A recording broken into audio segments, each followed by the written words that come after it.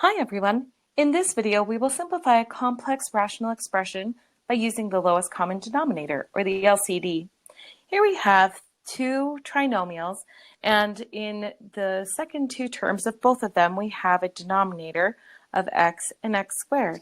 So if we look at all of the denominators, the lowest common denominator, we have x and x squared, which means that we have a lowest common denominator of x squared. If we take this and multiply it to both the numerator and the denominator of our fraction or of our rational expression, we will end up getting rid of the complex fractions. When we do this, we'll multiply it into every single term. So with the first one, we get 1 times x squared, which just gives us x squared.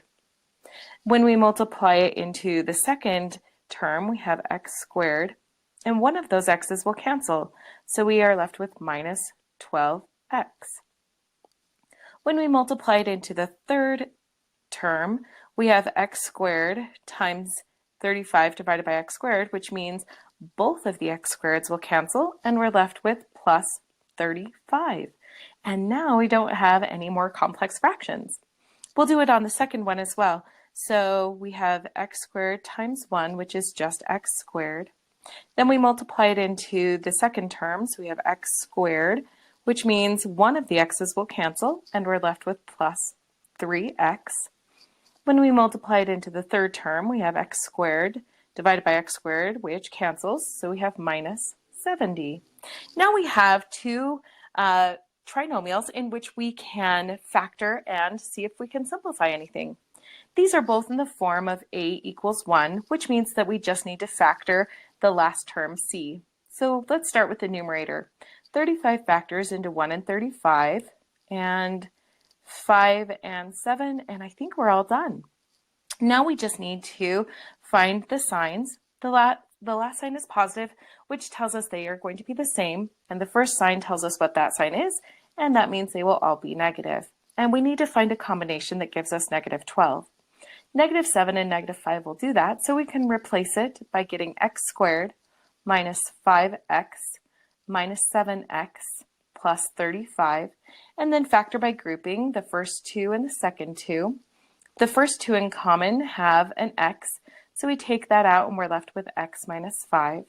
The second two have a 7 in common, and because the first is subtract, we'll take out a negative 7, making this a positive x, and subtract 5.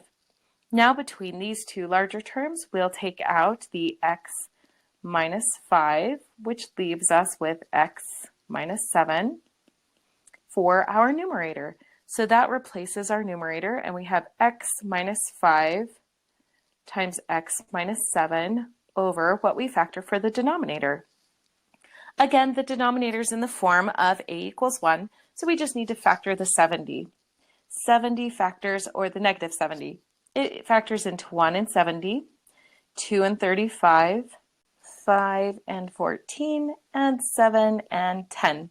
Now we need to find a combination. We have a negative here, which tells us that they will be different signs, positive and negative, and the positive here tells us that the larger of the two will be positive because we will have more positives than negatives. So we'll fill that in, and these will all be negative. And we need a combination that'll give us positive 3. And negative 7 plus 10 is positive 3. So we'll replace that, and we get x squared minus 7x plus 10x minus 70. And we'll factor by grouping the first two and the second two.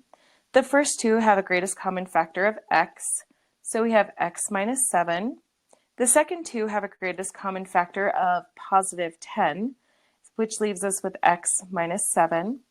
Then we have our two larger terms with the binomial factor in common, so we'll pull it out to the front, x minus 7, which leaves us with x plus 10. Now we can replace our denominator with those two factors, x minus 7, x plus 10, and we can simplify.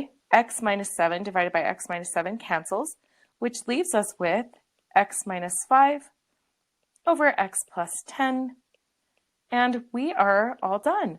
We've simplified this complex rational expression by using the lowest common denominator, and we're all done.